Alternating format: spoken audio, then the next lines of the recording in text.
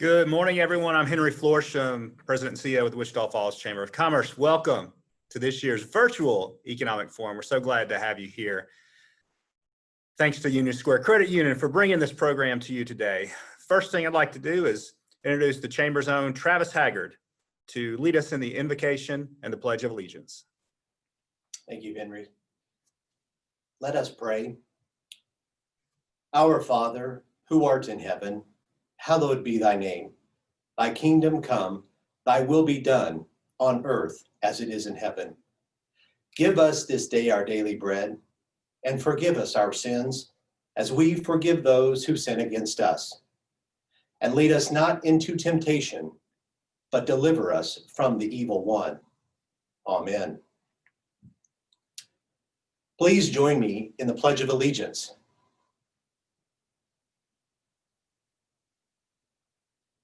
I pledge allegiance to the flag of the United States of America and to the republic for which it stands, one nation, under God, indivisible, with liberty and justice for all.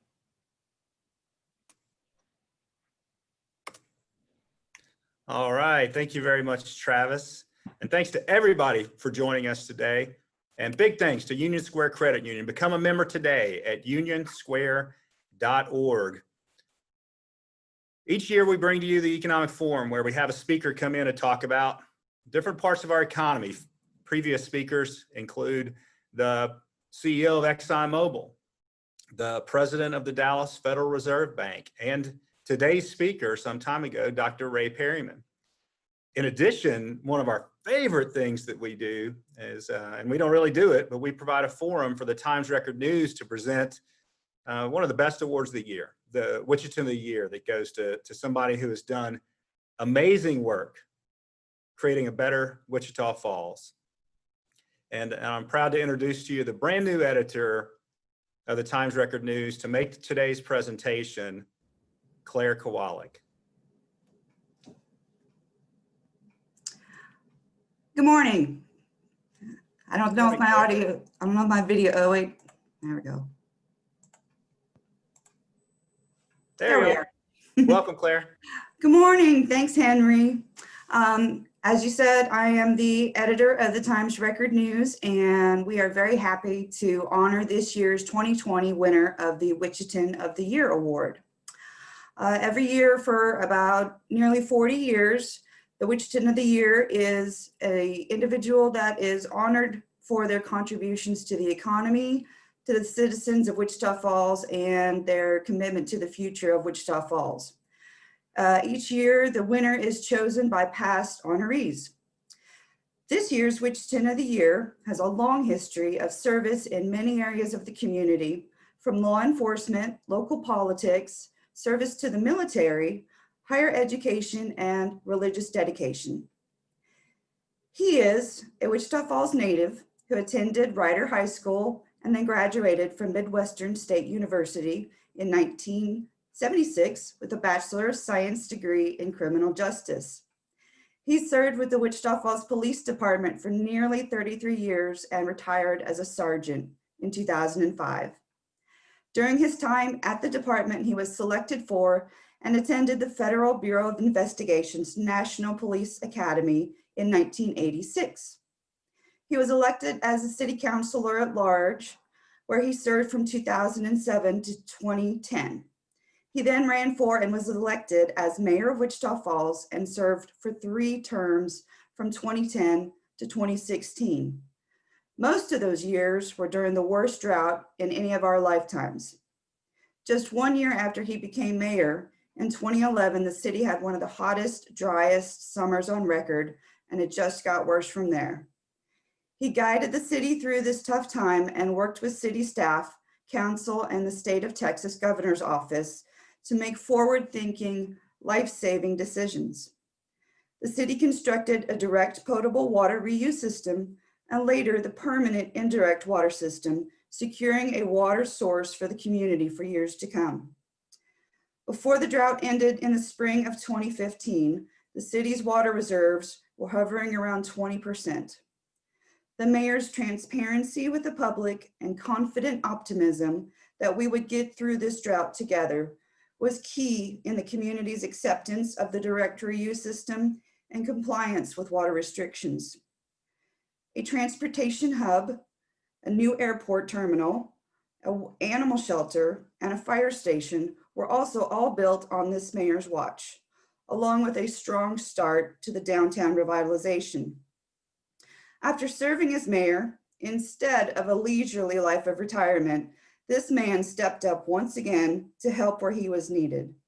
He became the president of the Shepherd Military Affairs Committee on January 6, 2017, where he has been an outstanding ambassador for Shepherd and the military community for the past 4 years.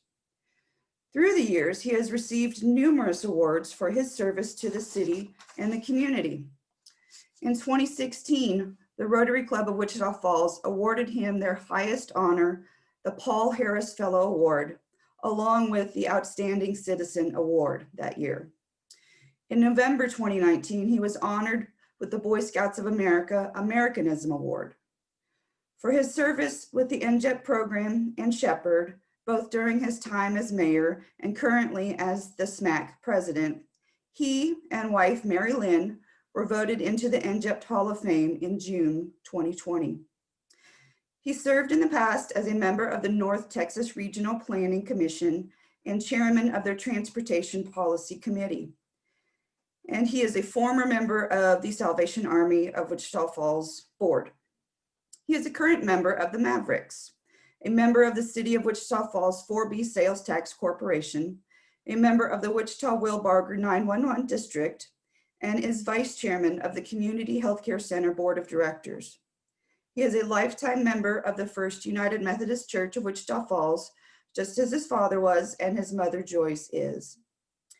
As of January 1st, 2021, he will become the church's chairman of the Board of Trustees, a high honor. He is married to wife Mary Lynn, and they have 2 adult children, daughter Erin Penny, who is married to husband Andy, and their children are Jackson and Marshall.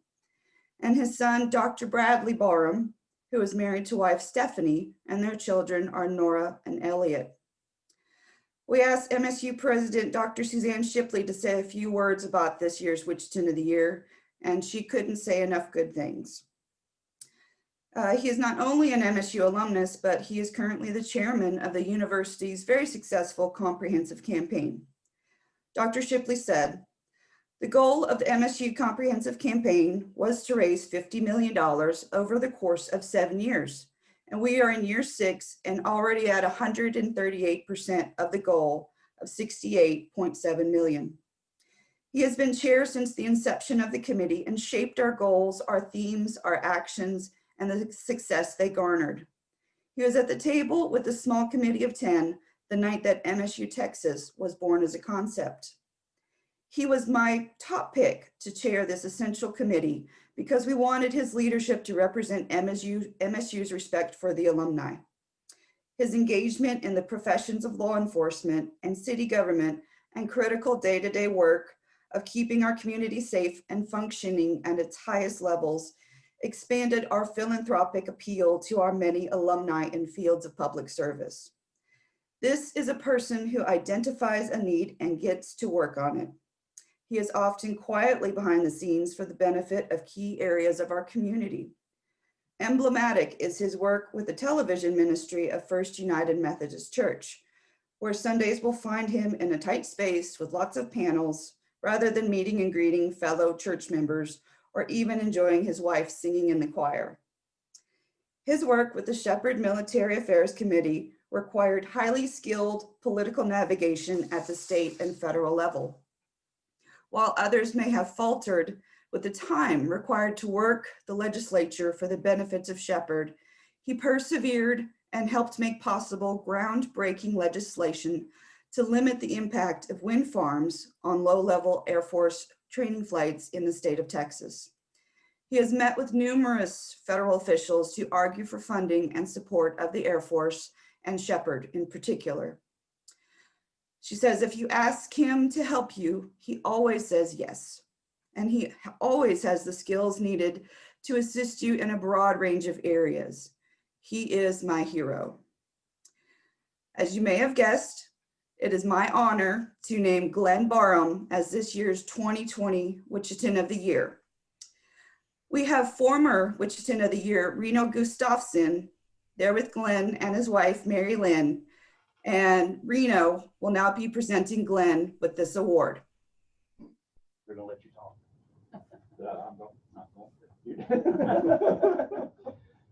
Congratulations. Thank you. And all your kids are watching. You're live real quick. If you want to start up here, we can see you or something. We fooled you. Well, Mary Lynn's in trouble more than anybody.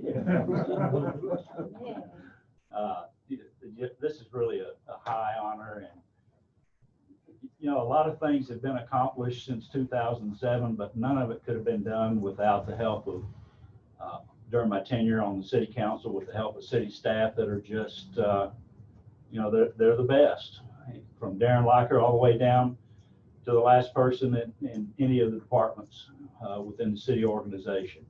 And during all this time, I've had a bulwark behind me. She's standing behind me right now, my wife. And this is really a great honor. I'm really honored. Thank you very much.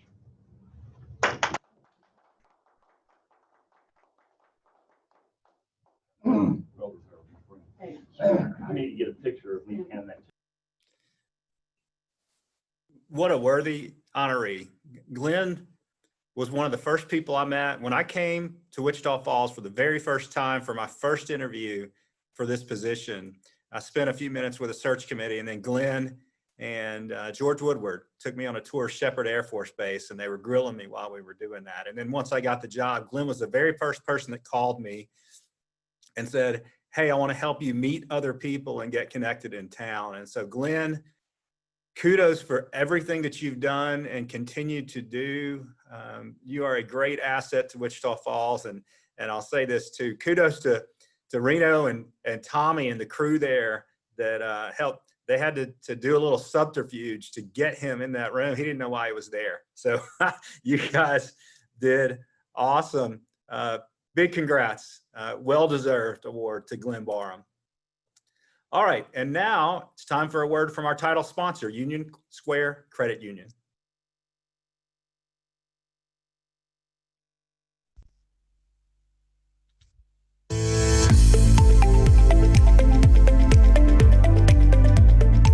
We all have a role to play. The growth of our community relies on businesses, community leaders, partners, and you to come together to build a brighter future for our community. The Chamber provides avenues to stay informed about these efforts, future opportunities, and much, much more. Alongside the role we all play is the knowledge that growth is key for the betterment of our community. Growth strengthens economies through the creation of jobs, workforce attraction and retention, and the natural investment of dollars going back into the community. The Chamber plays a vital role in our community's growth as it pursues its mission to build a strong community through economic development and business support.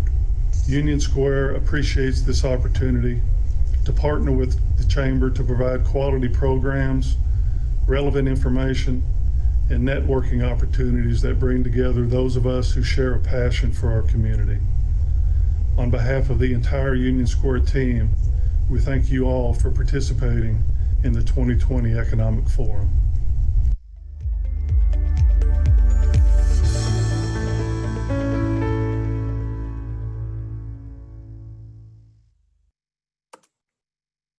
All right, big thanks to John and the whole team at Union Square for helping us put this event on. We could not do it without you. And speaking of sponsors, I want to acknowledge all of our sponsors for today's program. First, the presenting sponsors, First Bank, First Capital Bank of Texas, Higginbotham Insurance and Financial Services, MSU Texas, Encore, Patterson Family of Dealerships, Times Record News, United Regional, and Wells Fargo, and our supporting sponsors, Helen Farabee Centers, Calco Machining, Shank and Haynes Attorneys at Law, Vernon College, Vitro Architectural Glass, White Realty Management Company, and Work Services Corporation. All right, it is time for me to introduce our speaker for today, Dr. Ray Perryman. Dr. Perryman's president and CEO of the Perryman Group, an economic research and analysis firm based in Waco, Texas. His firm has served the needs of more than 2,500 clients, including 2/3 of the Global 25, half of the Fortune 100, the 12 largest tech firms in the world, the 10 of the U.S. cabinet departments, 9 of the largest companies in the U.S., the 6 largest energy companies, the 5 largest U.S. banks, and so on. He's got degrees in math from Baylor, PhD in economics from Rice University. He's an author and a speaker. And if you want to know about the economy in Texas, he's the go-to guy. In 2019, he received the Chairman's Award for Lifetime Achievement in Economic Development from the International Economic Development Council. And he dedicates tons of his time to pro bono work aimed at helping to solve pressing social problems such as hunger, indigent health, poverty, and child maltreatment. And he is just the guy to talk to us today about the Texas economy. He is also, as Texas Monthly says, the most quoted man in Texas. And more importantly, the Dallas Morning News calls him the state's preeminent economist and barbecue connoisseur. It's my pleasure to introduce to Wichita Falls once again, Dr. Ray Perryman. Thank you, Henry. It's a real pleasure to be here with you today and to spend a few minutes talking. It's been a very challenging and interesting year for all of us. I wish I could be there in person. I have many friends in the area. In fact, a couple of them dropped me emails and said, "Look forward to seeing you when you're there." And then it worked out we had to do it this way. But I'm grateful to be with you. I look forward to being with you again in person as soon as we can. As I say, it's been a challenging year in many fronts. One of the interesting things for my family was, on the average, I'm on the road about 275 to 300 days a year. And that's been the case for the last 35 or 40 years. This year I was home about that much. And that created some interesting challenges for my wife, because she's not used to putting up with me that much. She's always said the secret to our marriage is we've been married 30 years and together 3 weeks. And we sort of changed that this year. And one day I was on her nerves, and she said, and I said to her, I said, "Well, honey, the problem is, I'm like bad tasting medicine. I'm just better in small doses." And she thought about that for a minute, and she said, "Really, Ray, to be honest with you, bad tasting medicine eventually makes you feel better. And so you don't even rank that high." So that's where things are at this point in time. And again, I wish I could be there with you. I'm going to plunge right in. There's a lot going on. There's a lot that's been going on. And I'm going to try to talk about a number of issues, both national and local, and try to give you some perspective and make some sense out of what we've seen this year. The first thing I would point out is just how atypical this situation is. If you look back on the recessions we've had in the last 30 or 40 years, if you stop and think about them, we had one when we messed up the mortgage system. We had one when we got crazy on .com stocks. We had one when we went kind of crazy on Y2K. We had one when the savings and loans and banks got into too much of a syndication mode at one point in time, and with some laws that never should have been passed. But in any case, they're all because of some structural problem in the economy. It's always something that's wrong in the economy. And so when you try to fix the economy and get out of the recession, they typically get some of us in a room together and form a task force or something, and we talk about it and figure out some things and maybe pass some laws, but you have to fix the structure. This time, we were in the 11th year of an economic expansion, the longest one we've ever had. And it still had some legs. There was nothing really broken in the economy. So what we had was a massive health crisis that caused an economic crisis. Now, the first lesson from that is that you can't fix the economy without taking care of the health crisis. And I said this in the very first speech I gave back in March after this happened. And now a number of months later, a lot of people are saying it. And occasionally they cite me, occasionally they don't. It doesn't matter. But basically, we were never going to be able to get the economy back to full steam until we got the health system back into some semblance of a new normal. And we're making headway on that right now. So it's very atypical. But I guess to the extent there's anything good about it, it is that nothing was fundamentally broken in the economy. I mean, it's never perfect, but there was nothing really broken in the economy when this recession started. So we didn't have to go in and fix something in the economy. We had to deal exclusively with the health crisis. Now, unfortunately, right now, we're getting pretty close to breaking some things that weren't broken before, and I'll say a little more about that later. But again, I think we're in a situation where we can, as the vaccines and the therapeutics come out and get distributed over the next several quarters, I think we'll be able to see ourselves come back in a fairly robust manner. But let me I want to start with that. Those of you who know me know anytime I have to look at an issue like this, I try to look for things that have happened in the past, what lens I can learn something from. Back in the mortgage crisis, I even managed to learn something from the tulip speculation in Holland back in the 1600s. So there's usually things that you can grab onto. There's really not anything that's good right here.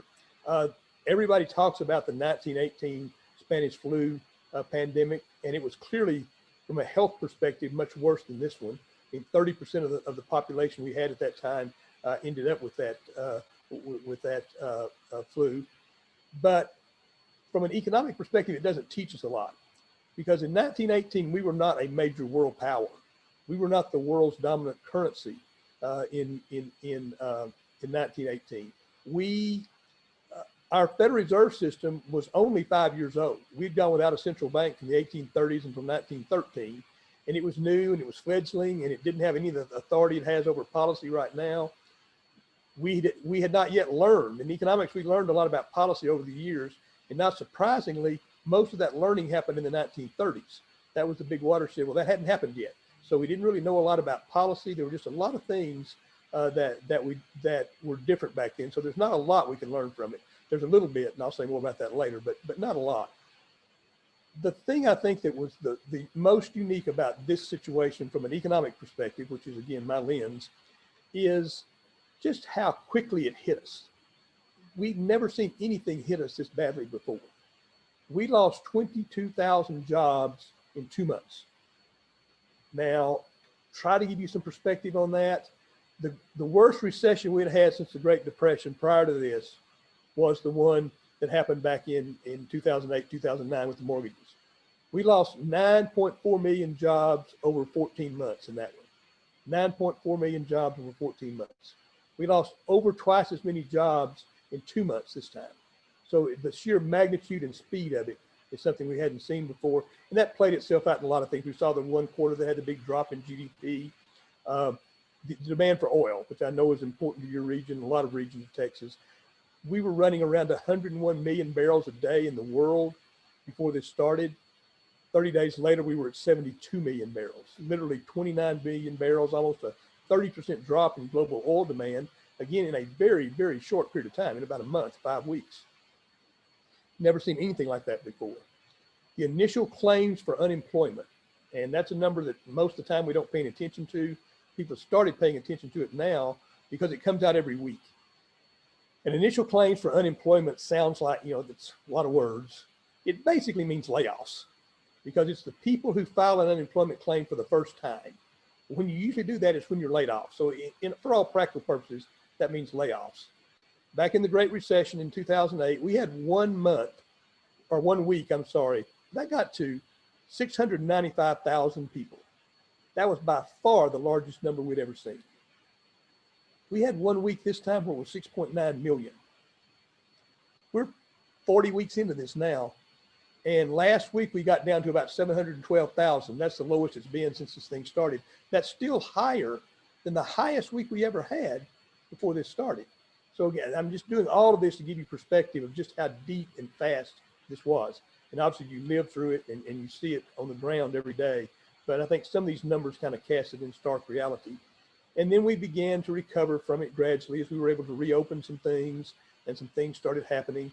And the immediate talk among the folks, and particularly in the political world, was this is going to be a V-shaped recovery. We went down very fast, we're going to come back equally as fast. That never was possible. A lot of us were telling them that. We lost 22,000 jobs in 2 months. We weren't going to gain back 22,000 jobs in 2 months. In fact, we're now about 8 months into it, and we're still about 10 million jobs behind where we were. So we're getting there. We're making progress. We've gotten well over half of them back, but there's still a long way to go.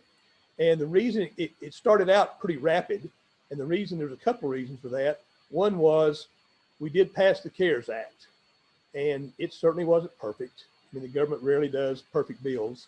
They sent some checks to dead people, and they took forever to write some of the regulations, but it did get a lot of money in people's hands pretty quickly. And again, that helped keep the structure together. because it wasn't broken. They helped keep it together. At the same time that was happening, kind of quietly behind the scenes, the Federal Reserve was doing even more to stimulate the economy. They were basically making sure the financial system stayed liquid. They were buying up mortgage securities. They were buying government securities. They were even buying up PPP loans from the banks so they'd have more money to lend. I mean, they were doing a lot of things, putting money directly in the hands of small business, which is something they hadn't done typically. And the Fed was doing an all-out full court press. And so all of those things helped. And the other thing that helped us come back pretty quickly was there was a lot of low-hanging fruit there. You know, people get laid off because you close their business. They're able to reopen at 25 or 50%. They rehire a bunch of those people. So that was the sort of easier jobs to get back. And they came back pretty quickly. We had a couple of months there where we had 2.7 million and 4.8 million jobs back. Since that time, we haven't had that many in all the other remaining months combined. This last month, it was down to only 245,000, which is a fairly typical month when you don't have a pandemic going on. So it slowed down quite a bit lately. And a couple of reasons for that slowdown in the recovery. One is that the virus has reared its head again. Just as we were starting to make some progress, it's gotten worse. It's come back again. A lot of areas are now having to go back into some type of shutdown mode, and that stimulates, that causes issues. And the other thing is the failure in Washington to get something done to again keep people in shape. And again, those of you who've known me a long time, you've heard me rail for years and years about how the government should be more disciplined in spending. This is not the time to do that. When we had 11 consecutive years of growth, that's the time to do that. Right now, we have to step in and do some things to help people. Because if you think about it, even a well-run business that goes essentially with half the normal cash flow or no cash flow for 6 or 8 months, they're going to exhaust all the liquidity they have. Households who have done a good job over time of saving their money and doing what they should do, they go a number of months without any income or a much reduced income, then again, they're going to run out of liquidity. And that's the situation we find ourselves in right now. Again, we're in danger of breaking a structure that was strong as we came into this.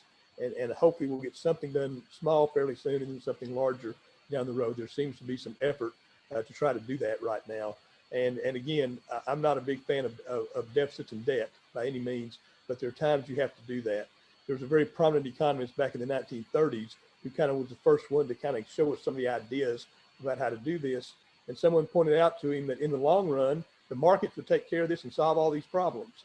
And his response was, you're absolutely right. In the long run, we're all dead. And that's kind of the situation we find ourselves in right now. We need to do something, and hopefully that's beginning to happen a little bit better. The other thing that comes into play with all of that is uncertainty. And if you look at any economy, it doesn't matter Wichita Falls or the world, it doesn't matter. Normally, if you give people a choice of good news, bad news, or uncertainty, that's the order in which they would pick them. They like to have good news, obviously, but if they have bad news, if they can define it and know what it is, then they can decide how to react to it and respond to it and overcome it and move on. But when they don't know what's going on, that's when we all tend to kind of take a step back and not do anything. And economies need people to be doing things. People don't take risks when there's a huge amount of uncertainty. And when this thing started, there was an enormous amount. There's still a lot. We've gained a little information over time, but there's still a lot of uncertainty about where we're headed with all this. Having said that, we have forged ahead with forecasts. We were the first people in the country to release a national forecast after the pandemic, and we're doing them on a pretty regular basis. They always say if you're going to forecast often. So that's what we kind of try to do. But right now, in terms of the U.S. economy, we think we're going to probably end the year down about 8 million jobs from 2019. That is year over year, 2020 versus 2019. We're going to be down about 8 million jobs. Again, we were down 22 million at one point in time. So that's a comeback. That's making some real headway, but still a long way behind where we were. We're likely to end the year down about $650 to $700 billion in gross product, roughly about 3.5–4% drop in gross product. So that's, again, you're looking at some big numbers, but nowhere near as big as they were earlier in the year. We have been making some progress. In Texas, we were down as of April by 1.3 million jobs. Now we're down by by about, roughly about 550,000 or so. And we think that's kind of where we're going to end up this year. We lost about 60 billion or so net in gross product. Again, made some progress in the last few months.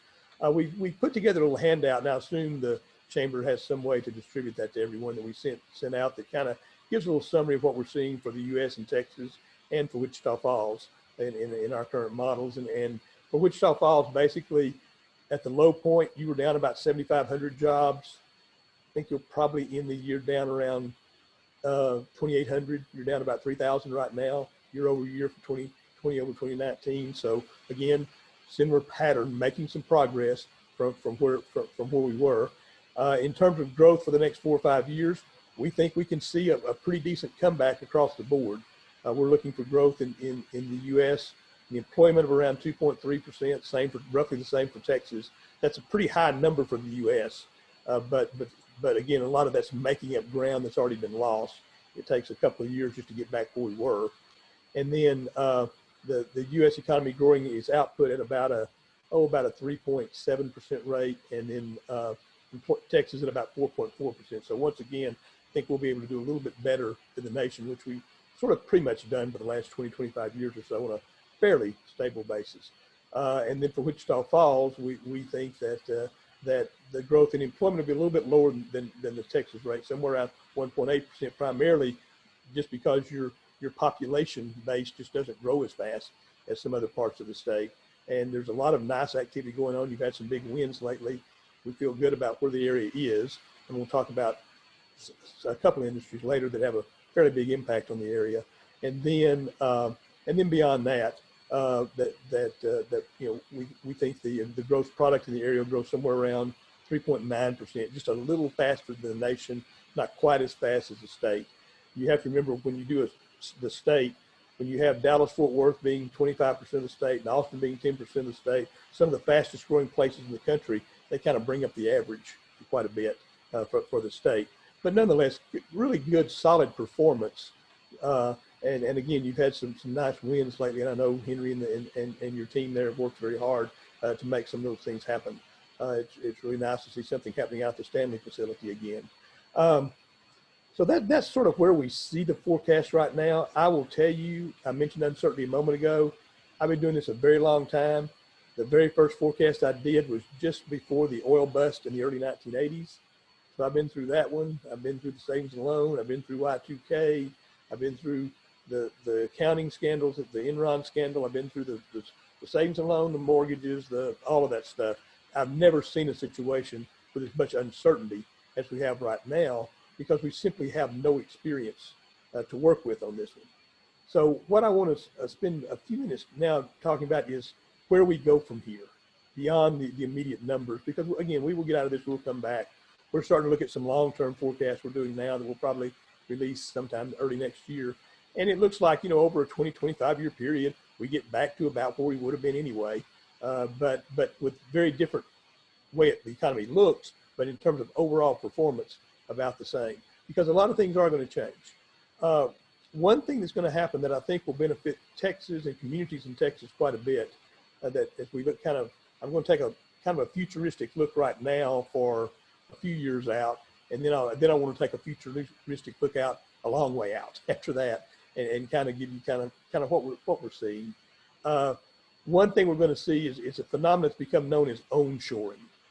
And what it basically means is bringing industry back to the United States, which of course here in Texas, we've led the country in new locations 8 years in a row. So we have a very good chance of getting a nice share of that back into Texas. And the reason for that is in September of 1970, a little over 50 years ago, a gentleman who I didn't know at the time, I was still in high school, but I got to know later in his life, very prominent economist, I'm sure many of you have heard of, Milton Friedman, wrote a column in the New York Times that had a huge impact on how we performed in our economy 2 years after that. It really struck a chord. And the title of it was "The Social Responsibility of Business is to Increase Its Profits." And that kind of drove a lot of things. The corporate world got into maximizing shareholder value and increasing profits and returns, looking at the short-term performance. of the stock and that being kind of the gauge for everything. They set up their compensation systems around that, which obviously drove a lot of behavior. And so it really kind of fundamentally impacted the way that the economy functioned for decades. People have started to move away from it in the last 4 or 5 years to something different called ESG, environmental and social governance, which basically means if you want a long-term successful company, you better look past the current quarter. You better look at your workforce and what it's going to look like in the future, what your community is going to be like in the future, what your employees or the needs are going to have, the healthcare systems, the education systems in your area, the livability of your communities, things like that are very important when you start looking at the long-term situation. And as I say, that movement started 4 or 5 years ago in earnest. It's now to the point that the Business Roundtable, the largest companies in the country, have unanimously endorsed it. The SEC even tracks what companies do in this area now. So it's become part of our universe. The pandemic put it on steroids. And what you're talking about here is you're still trying to maximize profits for the shareholders, but over a little bit longer term in the next quarter. And what that brings into place is not only going for the very cheapest thing you can get, but looking more at resiliency.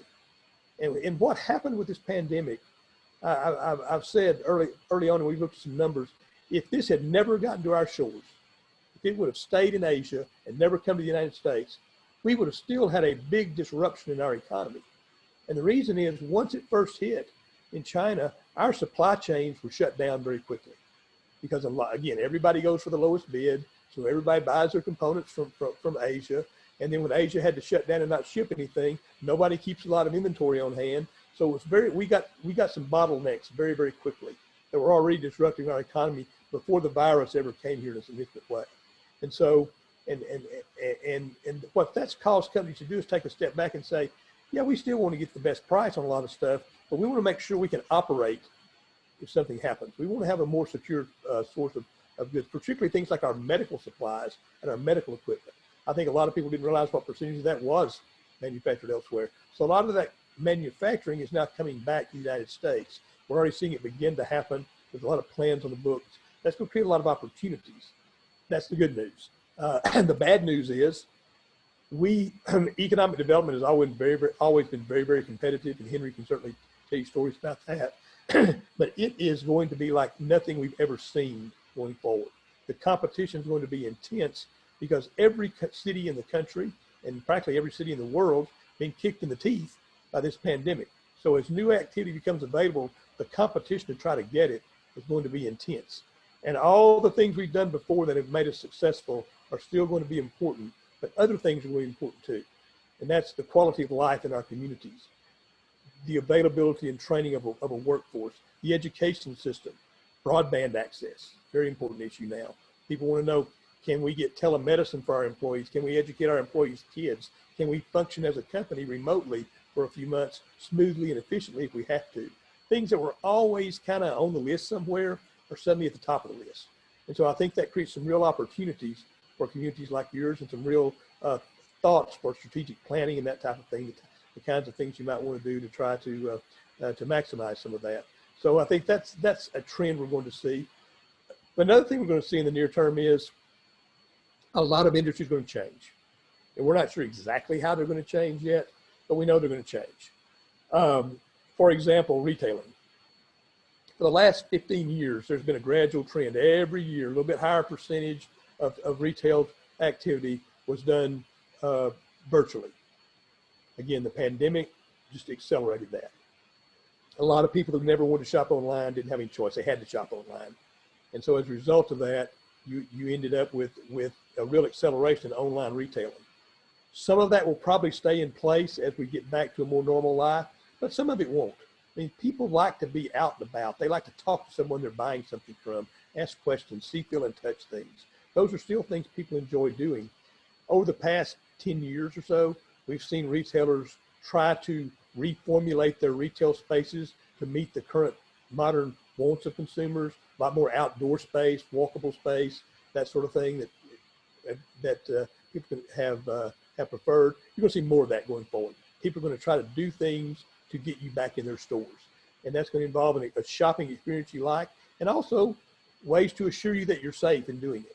And so you're going to see retailing change in some ways like that. Real estate's going to be interesting. A lot of folks working remotely right now.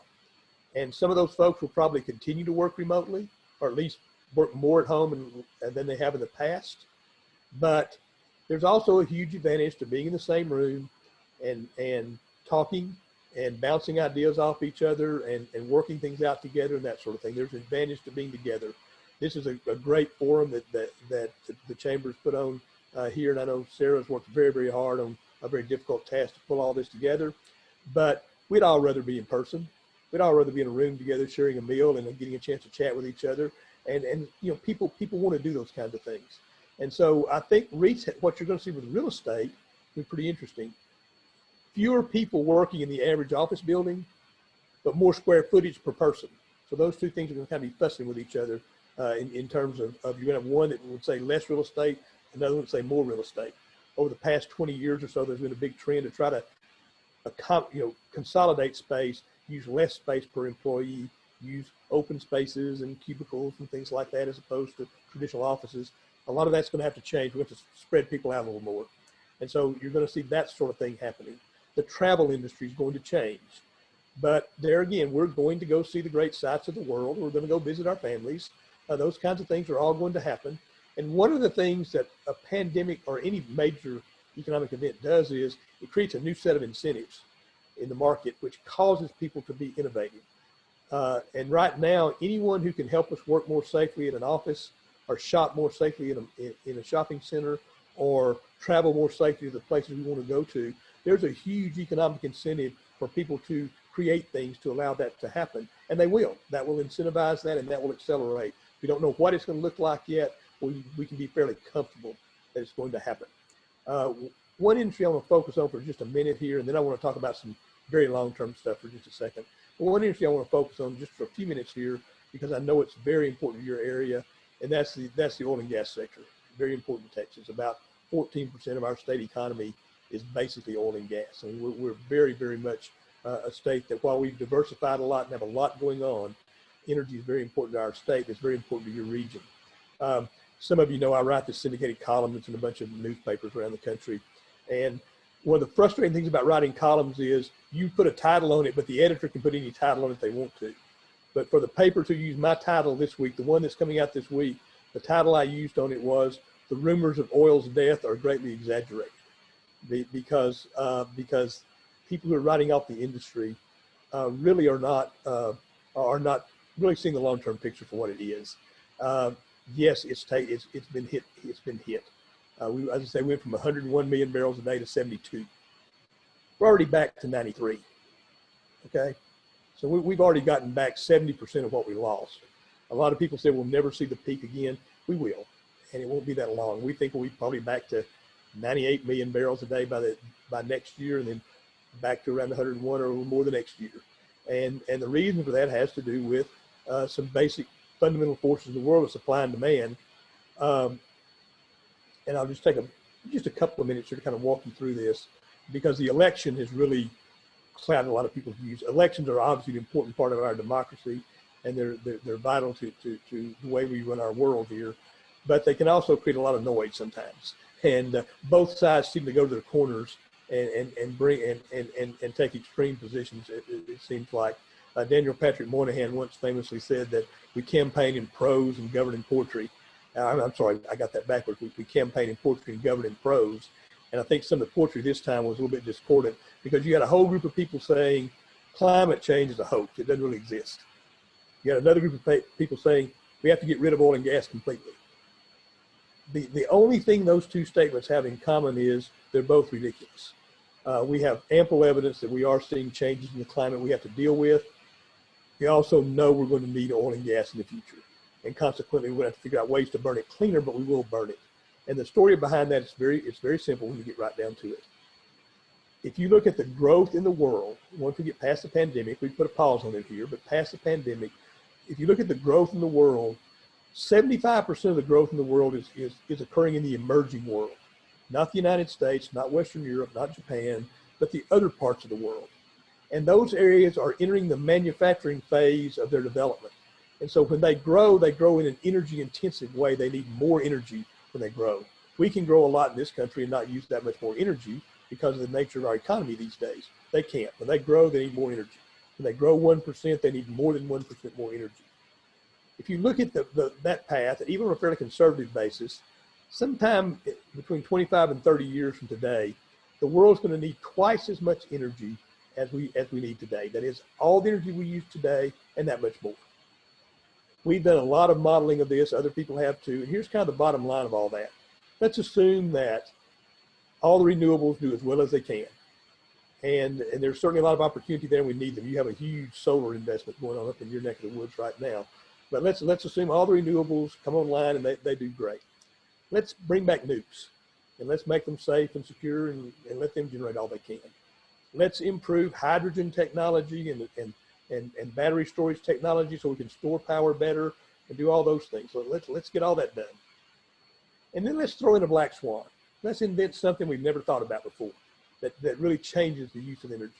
Let's assume all of those things happen. If all of those happen to the max, in 25 to 30 years, we'll be getting 60 to 70% of the world's energy from hydrocarbons. So consequently, we're going to drill the oil, we're going to produce the oil, we're going to refine the oil, we're going to sell the oil. We now have the capability to sell it as liquefied natural gas around the world, or as crude oil around the world, or as refined products around the world.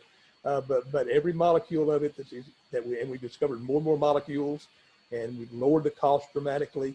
All these things have come together to create a nexus where oil is going to be very, very important for decades to come. Now, we do have to burn it cleaner, not let as much carbon into the air. The oil companies know that. They're investing billions of dollars in getting there, and we will, because again, the market has sent a signal out. This is how you keep the energy industry viable, is you do this. And again, they're aware of it. They're already working on it. They're making some pretty good progress. So oil is going to be an important part of the future. And that kind of brings me to the last thing I want to talk about in this part of it. I understand later some of us are going to be together for some discussion and that sort of thing. But the last thing I want to talk about is kind of going out a little even longer term lens. When you look at what drives the economy for the long term, it's not the stuff we talk about all the time. It's really not. I mean, I can't tell you how much I've talked in the last 2 or 3 months about what impact would the election have on the economy. And the answer is not a great deal. And I can go into more detail on that. I mean, there's a couple of things I think that will probably be a little better, a couple of things will be worse, and it's all. But it's been almost a century since any election in this country really moved the needle on the economy. I mean, it really hasn't. Growth rates have been a little bit higher in Democratic administrations than Republican, but not very much, and there may be other causes for it. There's just that's not what drives our economy when you get down to the fundamentals. What drives our economy is global trends and demographics. How are we changing as a people, and what does that imply for markets of the future? What are the trade and cost patterns? Who's making something better, faster, cheaper than somebody else? And how are those goods going to flow back and forth? And what's happening with technology? How fast are we implementing? Where are we implementing? What are we doing? And this pandemic really hasn't changed any of that long term. If you look out a couple of decades in the future, none of that's really changed. If anything, we've accelerated technological development because we've created a new set of incentives. And so nothing's changed in that area that really drives where we end up as an economy. And so, yeah, there'll be a lot of fussing back and forth about the elections and that sort of thing. But the bottom line is those are the things that drive economies. And we as a state and you as a region are pretty well positioned for that going forward. We really are. If you look at the industries we have, the type of workforce that we have, those kind of things. There's some things we can do to improve, certainly. But those are the real things that drive economies. Final thing I want to say, because I want to try to keep to your schedule. I was actually getting the schedule down to the minute of how long I was supposed to talk. So I will do my best to try to hit that if I can, and I think I'm pretty close. One thing that always happens when you have one of these difficult times, and believe me, we've never seen one like this before. This has been a rough time. It's displaced a lot of people and hurt a lot of people. But one thing that always happens when you have difficult times is people try to extrapolate it into the future in ways which don't account for the technology and the changes in the way our society evolves. We are innovative, creative people. That's been the driving force of this economy since its inception. We were the first economy in the world to embrace both capitalism and a market as the organizing mechanisms of the economy. And we reap benefits from that on an ongoing basis. It's a challenging experiment. It's still going on, but we've done pretty well with it. I want to give you just a few examples to try to illustrate what I'm talking about. There was a prominent preacher back in the early 1800s who was also an amateur economist. There were a lot of them back then. His name was Thomas Robert Malthus. Some of you may have heard of the Malthusian theory. But basically what he said was, right now, the food supply is growing linearly and the population is going to grow exponentially, so we're all going to starve. That was over 200 years ago. We didn't all starve. And the reason was we figured out how to be much more productive in agriculture as we needed to be. We now produce more food on less land with fewer people than at any point in history. And that process has continued. For a recent example, a little closer to home, Austin, Texas, 1990. If you remember, we'd been through the oil bust.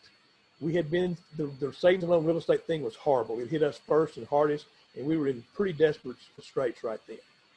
And there was a story in the Austin American-Statesman in 1990 that said, Austin has a 25-year supply of real estate. Now, if that had been a true statement, nothing would have been built in Austin until 2015. Any of you who occasionally go down there pretty well know that was not the case. But here's the other interesting piece of that story. In 1993, just 3 years later, there was another story in the Austin paper and many other papers that said the #1 real estate market in America is Austin, Texas. Went from thinking they weren't going to do anything for a couple of decades to the hottest market in the country in 3 years. And again, that's because things change and we adapt and we innovate and we change. Final one I want to give you along those lines. I mentioned at the beginning there wasn't much we could learn from the Spanish flu, but there is a little bit.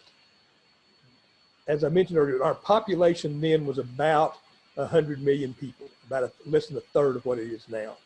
30 million people were infected with the Spanish flu. 600,000 died from the Spanish flu in a population that's was less than a third the size we are now. We would have to have 2 million deaths from this pandemic for it to be as bad as the Spanish flu here in the United States. And even as bad as it is, we're not anywhere near that range, even as vaccines and therapeutics are beginning to come online.